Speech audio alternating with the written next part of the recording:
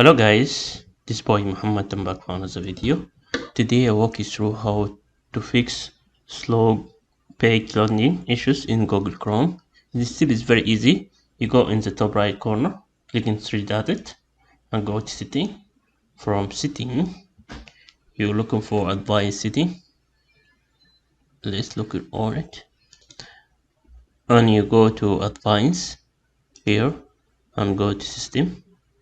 From system, we have here use the hardware acceleration when available. You need to display that because that makes the pages very slow.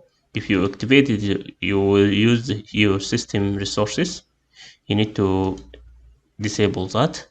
And this video for today, I hope you have for you, and don't forget to subscribe my channel to see new stuff, and see you next time guys. Bye.